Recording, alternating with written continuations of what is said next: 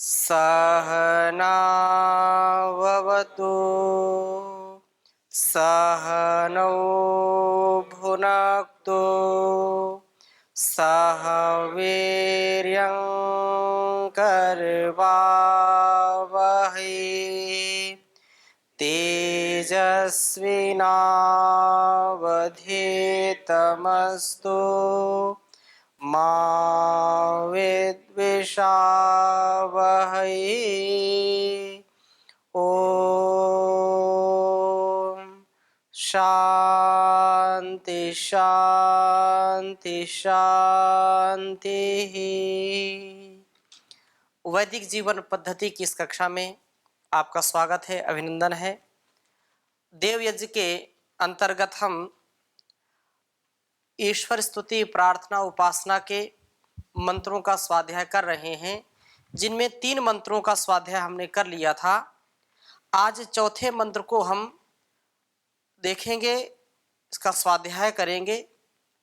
पिछली कक्षा में से आपका कोई प्रश्न रह गया हो तो आप पूछिए, पिछले प्रसंग में से। ओम स्वामी जी। जी, ये जन्मना जायते शूद्रा आपने कहा था, तो इसका अर्थ हम ये कह सकते हैं कि जो जन्म से ही शूद्र उत्पन्न होते हैं उनकी बुद्धि चाहे विचार जो हैं जो भी सामान्य होते हैं, लेकिन कुछ परिवारों में या कुछ व्यक्तियों को मैंने देखा कि वो जन्म से ऐश्वर्यवान होते हैं, धनवान होते हैं। तो क्या उन पर भगवान की विशेष कृपा रहती है या वो अपने पुराने भाग्य के द्वारा ही जो इस तरह से वो पाते हैं? तो फिर ये कहावत कहाँ तक सत्य होती है? जी, कल किसी ने कोई प्रश्न किया था, उस पर हमने बात कही थी कि जन्मना जायते शूद्रः संस्कारात् द्विज उच्यते। यहाँ 2 बातें हैं। एक तो व्यक्ति कुलीन होता है, ऊंचे कुल में जन्म लेता है, तो ये हम कह देते हैं कि ये तो जन्म से, माना कोई ब्राह्मण के यहाँ जन्म ले लिया, किसी ने क्षत्रिय के यहाँ जन्म ले लिया, किसी ने वैश्य के यहाँ जन्म ले लिया, तो किसी ने धनवान के यहाँ जन्म ले लिया, कोई प्रधानमंत्री के यहाँ जन्म ले लिया। तो यहाँ पर आपका जो आशय है वो दूसरी ओर है, और इस जो सूक्ति का आशय क्या है कि जन्म से सभी पूर्ण प्रज्ञ नहीं होते हैं, जन्म से सभी को सब कुछ नहीं ज्ञान होता है, चाहे वह कुलीन हो या जो है निचले खानदान में जन्म लिया हो, निचले वंश में जन्म लिया हो, चाहे वह धनाढ्य हो चाहे निर्धन हो, चाहे राजा के यहाँ जन्म लिया हो चाहे रंक के यहाँ जन्म लिया हो, वो सभी एक जैसे ही होते हैं, परंतु उसके गुणकर्म स्वभाव जब उसको शिक्षा मिलती है तो उसमें परिवर्तन होता है। इसलिए कहते हैं कि संस्कारात् द्विज उच्यते। संस्कारों से ही, किसी ब्राह्मण के यहाँ किसी ने जन्म लिया है और उसने वेद नहीं पढ़ा है, उसने ज्ञान की बातें नहीं सुनी है, उसने अपने बड़ों से, माता पिता आचार्यों से जो वेदोक्त ज्ञान है, शास्त्रोक्त ज्ञान है, या संसार में कैसे व्यवहार करना चाहिए, अपनी इंद्रियों को संयम में कैसे रखना चाहिए, यदि उसने नहीं सीखा है तो वह शूद्र से भी नीचे की योनि में चला जाएगा। शूद्र मतलब उससे भी वो जो है बिल्कुल हीन, दीनहीन स्थिति में हो जाएगा। और कोई कुलीन खानदान में बड़े जो है जिनको हम कहते हैं तो बहुत ऊंचे खानदान के, बहुत बड़े विद्वान के घर में जन्म लिया, विद्वान के घर में जन्म लेने पर भी यदि वह नहीं कार्य करता, वैसा उसका स्वभाव ठीक नहीं है, तो वह बिल्कुल शूद्र से भी नीचे चला जाएगा। लेकिन किसी ने शूद्र के यहाँ जन्म लिया है, निर्धन के यहाँ जन्म लिया है, और उसका गुण कर्म स्वभाव बहुत उन्नत है, तो वो ब्राह्मण की कोटि में है। ब्राह्मण, या अब देखो आज की जो परिस्थिति है वर्तमान में, इतना वो हुआ, लेकिन जो भारतीय संस्कृति रही है उसमें जो ब्रह्म काम होकर के अपने जीवन को जीता है, आप्त काम निष्काम होकर के जीवन को जीता है, वही जो ब्रह्म में अपना सर्वस्व निछावर करता है, ब्रह्ममय जीवन जीता है, वही ब्राह्मण कहलाता है। वेदोक्त तो जो जीवन जीता है वही ब्राह्मण है, वही पंडित है। किसी के यहाँ जन्म लेने मात्र से कोई नहीं हो जाता कि ये ब्राह्मण, ये क्षत्रिय या शूद्र है। तो इन बातों को हमको अभी आगे प्रसंग आएगा जब हम अपने वर्ण आश्रम की चर्चा करेंगे, तो इसको विस्तृत रूप से उसमें हम स्वाध्याय करेंगे कि भारतीय जो संस्कृति रही है, ऋषियों की जो परंपरा रही है, उसका हम विशद ज्ञान अर्जित करेंगे। अभी ईश्वर स्तुति, प्रार्थना, उपासना मंत्रों में और किसी कोई प्रश्न हो तो जी। ओम स्वामी जी। जी जैसे अपने अभी बोला भी अपनी इंद्रियों को संयमित करके वो संस्कारवान बनता है। जी 2 साल का या 5 साल तक बच्चे को संस्कार या इंद्रियों के बारे तो कोई मालूम नहीं होता है। जी कुछ अभी देखा गया 2 साल के बच्चे या 5 साल के बच्चे बहुत इंटेलिजेंट अभी आए हैं सामने, जी तो वो फिर कैसे हो उनको संस्कार? तो वो बिल्कुल सत्य है आपका कथन। उसमें ये है कि उसने पूर्व जन्म के कुछ ऐसे संस्कार अर्जित किए हैं जो यहाँ उद्बुद्ध हुए हैं। छोटे छोटे बच्चे हैं, लेकिन जैसे एक उदाहरण मैं बताता हूँ, मनुष्य का जो संतान होता है पुत्र के रूप में या पुत्री के रूप में, उसको सिखाया जाता है। बिना सिखाए वो कुछ नहीं कर सकता है। जैसे गाय, भैंस, बकरी, कुत्ता, ये जो भी पशु पक्षी हैं, इनके बच्चे जन्म लेते हैं और गाय के विषय में तो विशेष कहते हैं कि थोड़ी देर बाद ही उसका बछड़ा यदि पानी में डाल दो तो वो तैर करके किनारे आ जाएगा।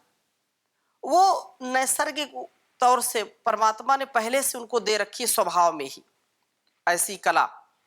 लेकिन मनुष्य के माता पिता कितने भी तैराक हों और बच्चे को जन्म दिया है, जब तक उसको सिखाएंगे नहीं तैरना तब तक वो तैर नहीं सकता है।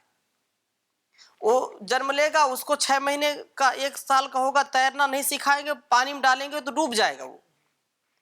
इसलिए जो इंटेलिजेंट आप कह रहे हैं कि छोटे छोटे बच्चे बड़े इंटेलिजेंट हैं और सत्य है, तो उसके पूर्व जन्म के ऐसे कुछ संस्कार हैं जो यहाँ आकर के माता पिता से कुछ सीखा, कुछ दूसरों से सीखा और पूर्व जन्म के संस्कार उद्बुद्ध होने लगते हैं।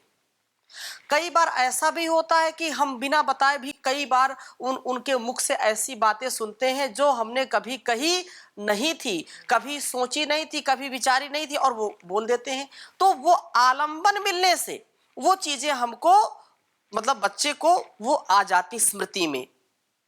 इसलिए इस बात को हमको समझना चाहिए कि पूर्व जन्म का जो संस्कार है वो बहुत प्रबल होता है, वो भी इस जन्म में हमको हमारे साथ जो है हमको मिलता है।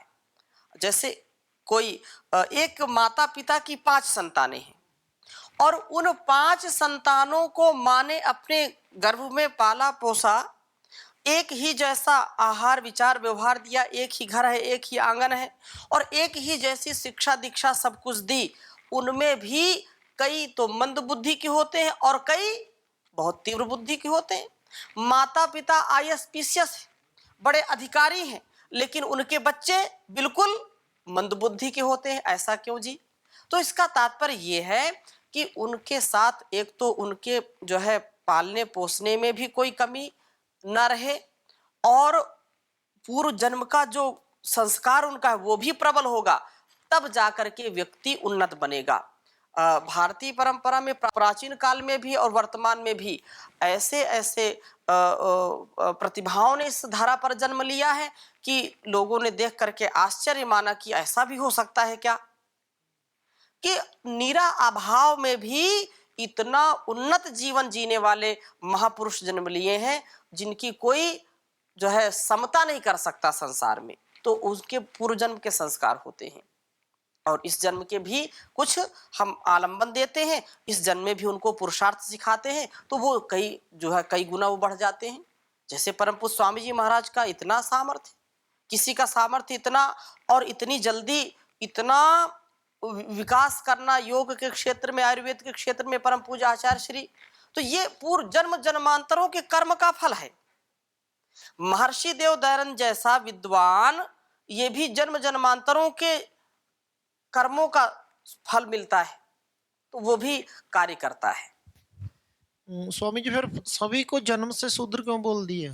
शूद्र का तात्पर्य ये है कि जो अज्ञान है, जिसको समझ नहीं है, जिसको व्यवहार में कठिनाई है, वो जब तक बच्चे को आप नहीं सिखाओगे कि ये माँ है, ये पिता है, ये गुरु है, इसके साथ ऐसा व्यवहार करना, इसके साथ ऐसा व्यवहार करना, तब वो सीखता है। शूद्र का तात्पर्य यही है कि वो जो वैसे बड़े में जब बोलते हैं तो उसको सिखाने पर भी कई बार चीजें नहीं आती हैं। शूद्र शब्द ऐसा मस्तिष्क में लोगों के पड़ गया कि सुन करके लगता है तो ऐसा है, ऐसा बिल्कुल नहीं। शूद्र कोई भी हो सकता है जो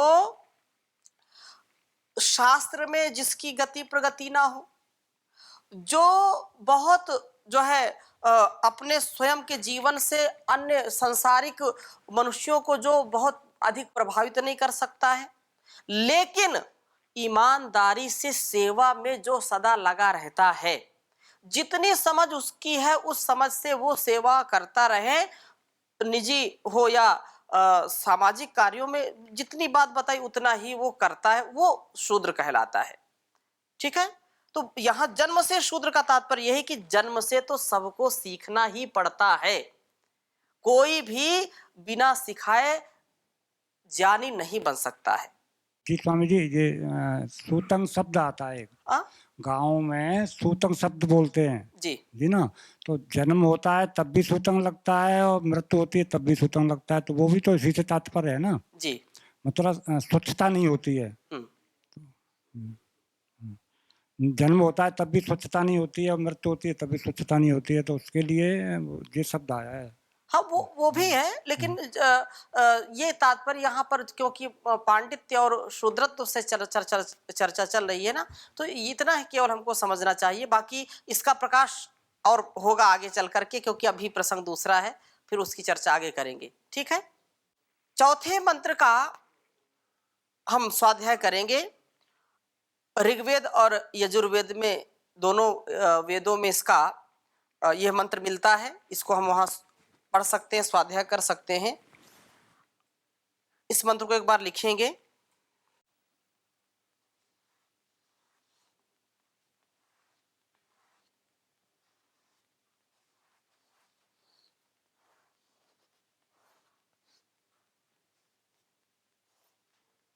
ओम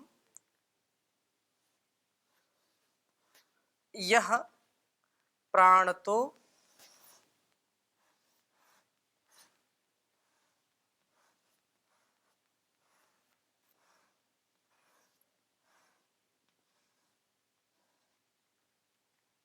निमिषतो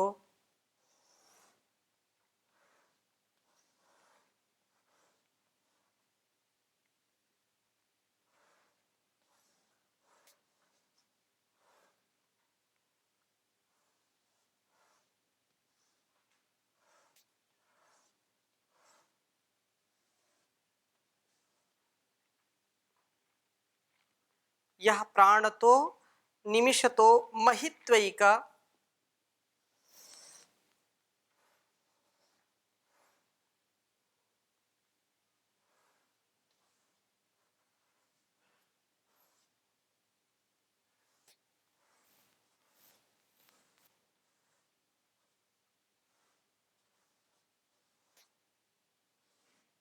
महित्वैक इद्राजा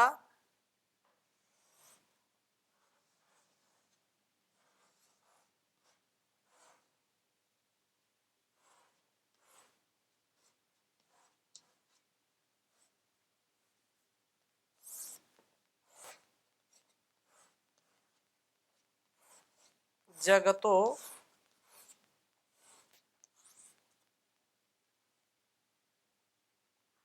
जगतो बभूव।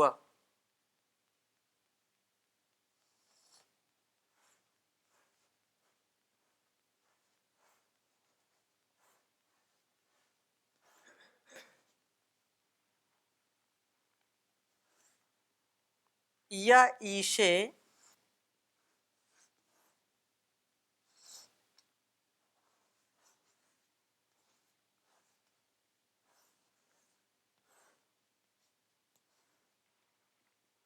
अस्य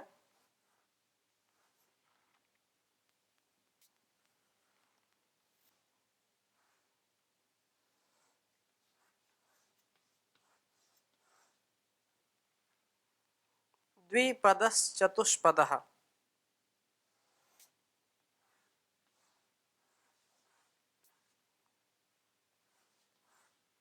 द्विपदश्चतुष्पदः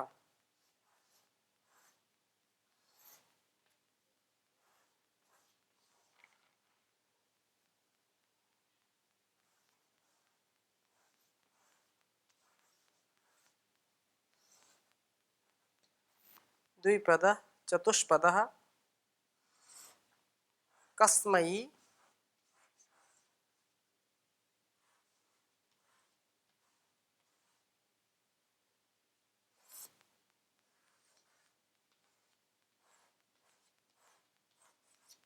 देवाय हविषा विधेम।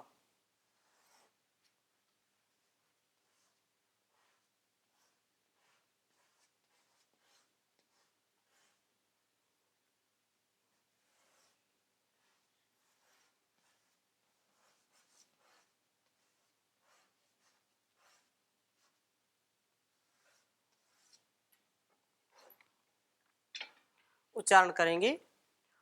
ओम यह प्राण तो निमिषतो महित्वैक इद्राजा जगतो बभूव। य ईशे अस्य द्विपदश्चतुष्पदः कस्मै देवाय हविषा विधेम। ओम यः प्राणतो निमिषतो महित्वैक इद्राजा जगतो बभूव।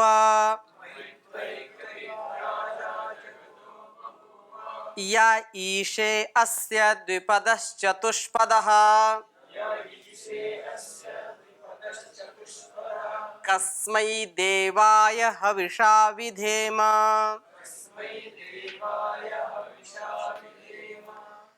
इस मंत्र में कहा कि वह परमपिता परमेश्वर जो प्राणतः निमिषतः जो नेत्र आदि से चेष्टा करते हुए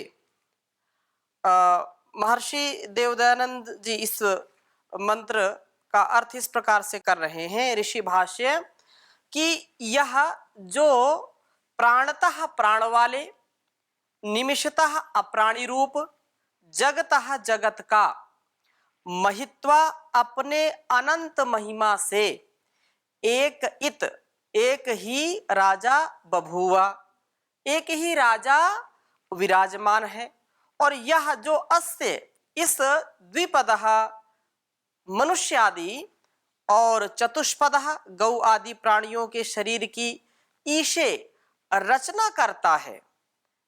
हम उस कसमई सुख स्वरूप देवाय उस सकल ऐश्वर्य के देने हारे परमात्मा की उपासना अर्थात हविषा अपनी सकल उत्तम सामग्री को उसकी आज्ञा पालन में समर्पित करके विधेम भक्ति विशेष करें। यह अर्थ महर्षि ने किया है क्योंकि निमिषतः नेत्रादिना चेष्टाम कुर्वतः नेत्रादि से चेष्टा करते हुए इसे ईशे इष्टे जो पदार्थ सर्वोपरि जो स्वामी है। अब हम इसको इस प्रकार से समझें कि जो नेत्र आदि से चेष्टा करते हुए प्राणतः प्राणी रूप जगत का अथवा प्राणतः निमिषतः प्राण रूप व अप्राणी रूप जगत का राजा एक ही राजा है। शासन व अधिष्ठाता है जो शासन करता है अपनी महिमा से अपने ही सामर्थ्य से 2 पांव वाले और 4 पांव वाले अर्थात जो 2 पैर वाले मतलब मनुष्यादि और चौपाए जो गौ आदि हैं, गाय घोड़ा आदि, ये हाथी आदि, इन पशु पक्षियों आदि जो हैं उनका एकमात्र स्वामी है। और यह जो अस्त इस सारे जगत का जगतः जड़ चेतन जगत का स्वामी है, उस कसमई आनंद स्वरूप सुखदाता देव के लिए, उस परमात्मा के लिए, परम पिता परमेश्वर के लिए हविषा विधेम अपनी संपूर्ण श्रद्धा एवं उत्तम सामग्री, उत्तम कर्मों की भेंट से हम उसकी विशेष भक्ति किया करें, उसकी विशेष भक्ति करें। अपने उत्तम गुण कर्म स्वभाव से जब हम उसकी भक्ति करते हैं तो निश्चित रूप से उसकी भक्ति से हमारे अंदर शक्ति का संचार होता है और उस शक्ति से हम फिर मुक्ति के अधिकारी बन जाते हैं। बिना उसकी भक्ति के, बिना उसकी शक्ति के हमारा मुक्त होना, हमारे अंदर की पराधीनता या बाहर की पराधीनता हमसे कभी भी अलग नहीं हो सकती है। वो हमको बांध करके रखेगी। यदि हम उससे अलग होना चाहते हैं, अपनी कमजोरियों से हम पार जाना चाहते हैं, तो उस ईश्वर की भक्ति विशेष हमको करना है।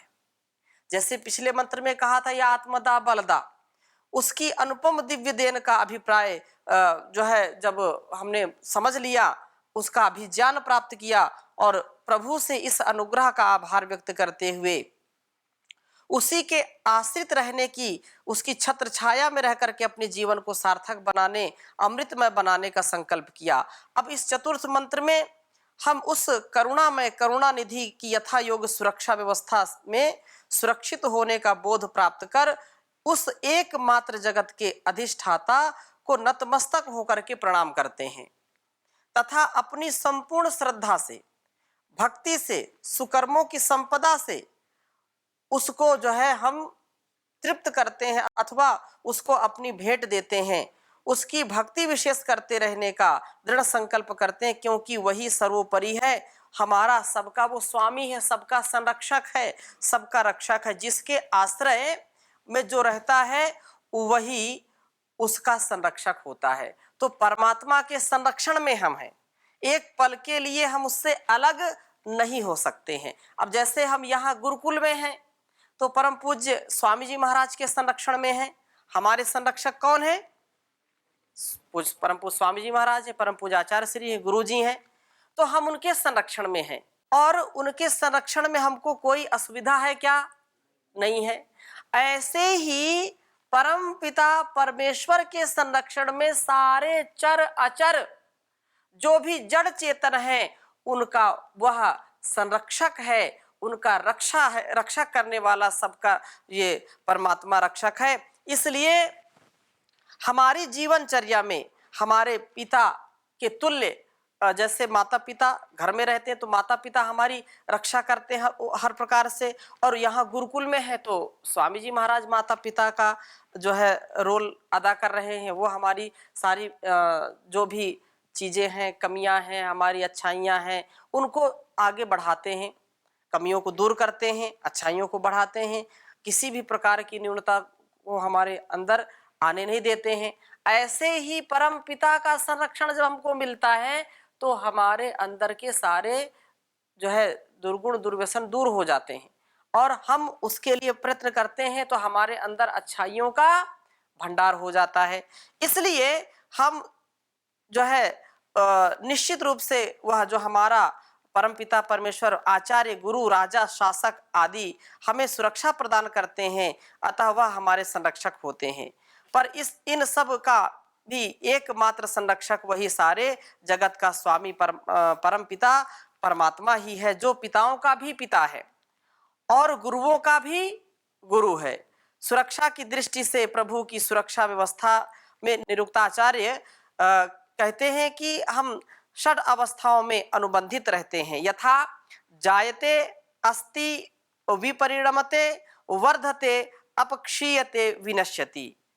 ये 6 घटक हैं। 6 प्रकार से यहाँ समझाया है कि हम जायते, हमारा क्या होता है? जन्म होता है। अगर परमात्मा हमको जन्म ना दे तो हम कभी जन्म नहीं ले सकते हैं। तो कहा कि जायते उत्पन्न होते हैं। अस्ति अर्थात अस्तित्व में आते हैं, जब जन्म लेंगे तो अस्तित्व में आएंगे। पैदा होते ही सांस लेने हेतु रोते हैं, जिससे जीवन की प्रक्रिया आरंभ होती है। यदि सांस ना ले पाए तो प्राणहीन रह जाते हैं। ये कहा ना, यह प्राण तो प्राणतः है ना, परमात्मा प्राणों का प्राण है, वो जगदाधार है। मृत शिशु यदि हो, उसको जैसे केनोपनिषद में सबसे पहले ये केनाचार्य ने लिखा, क्या लिखा? ओम केनेशितं पतति प्रेषितं मनः, केन प्राणः प्रथमा प्रेति युक्तः, केनेशितां वाचमिमां वदन्ति, चक्षुश्रोत्रम कवु देवो युनक्ति। कहा कि वह परमात्मा जिसकी कृपा से यह मन गति करने में प्रयत्नशील होता है, और उसकी ही केनेशितम, वहां क्योंकि केन केन किसके द्वारा, किसके द्वारा, कैसे, तो केनेशितम पतति प्रेषितम मनः। प्रश्न उठाया कि ये जो मन हमारा है ना, ये किसकी प्रेरणा से अपने इच्छित विषयों को ग्रहण करता है? पतति अर्थात गिरता है, उसको प्राप्त करता है, क्योंकि जो है गमरी गतौ, और गति में 3 अर्थ होते हैं, जान, गमन, प्राप्ति। तो ये अपने विषयों को कैसे प्राप्त करता है? हम यहाँ बैठे बैठे अगर मन में आ जाए कि चलो मुंबई चलते हैं, चलो जहां जहां हम गए हैं, अब अमेरिका कोई पहले गया नहीं तो अमेरिका का ख्याल कैसे आएगा? चलो जंगल में घूमते हैं, पहाड़ों पर जाते हैं, और कहते ही यात्रा हमारी शुरू हो जाती है। तो क्यों? क्योंकि हमारा मन उन विषयों को ग्रहण करता है। तो ये कौन सी ऐसी शक्ति है कि मन को जहां मन आता है वहीं लेके चला जाता है हमको? ऐसी कौन सी शक्ति? केनेशितम पतति प्रेषितम मना, किसके द्वारा ये प्रेषित है, किसके द्वारा प्रेरणा मिलती है?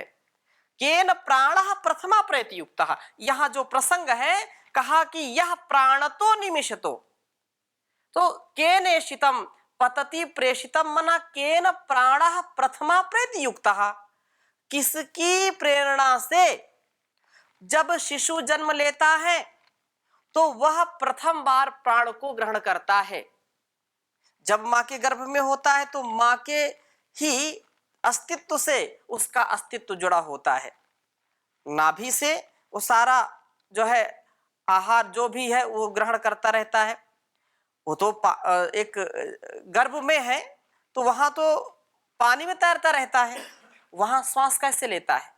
लेकिन जब जन्म लेता है तब श्वास लेता है। तो कहा केन प्राणः प्रथमा प्रयुक्तः, किसकी कृपा से, किसके द्वारा ये बच्चे को कौन सिखाता है कि अब श्वास लीजिए?